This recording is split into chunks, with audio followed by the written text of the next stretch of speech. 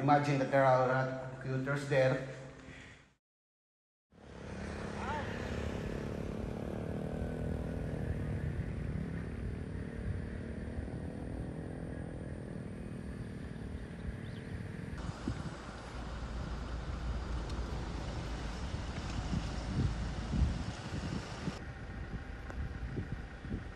If you get inside here to work, you are not allowed to go outside.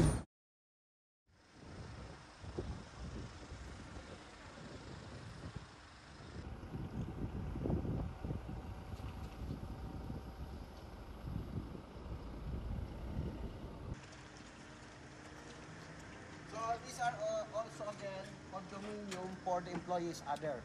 That building and those buildings are intended.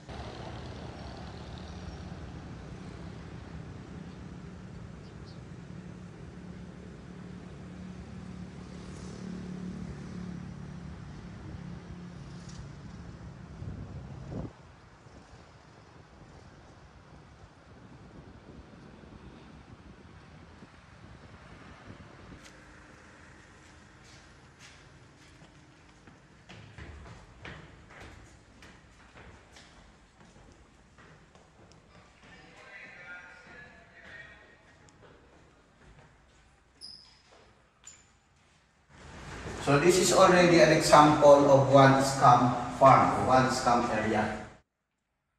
How many rooms like this you found in this compound? This building has two rooms, and the other two buildings that I showed to you, they are also like this. Approximately that there were 2,000. That is divided already 2 to 3,000 divided already for night shift and day shift.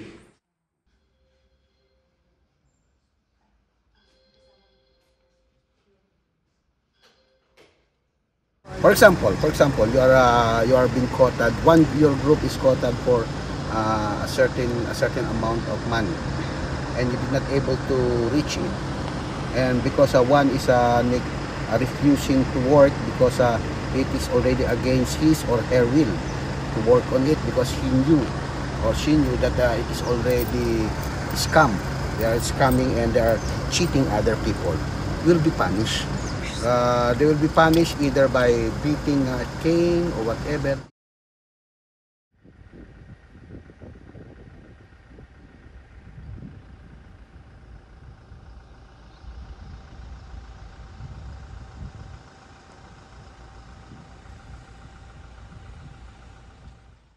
Big boss is staying here.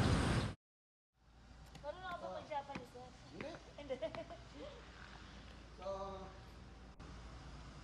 I will just to show you inside of the house of the big boss. So this is the sala.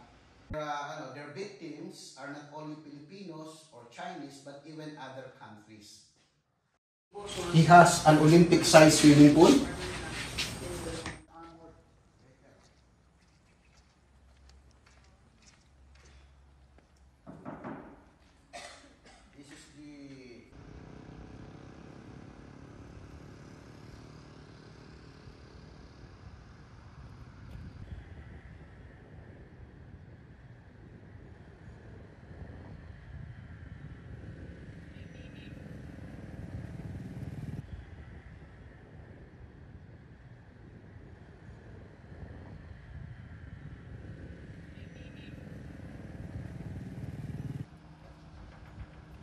So you will see, this is another administrative building, but the administrative floor area only there is the first and the second, and the third, fourth, fifth, and sixth.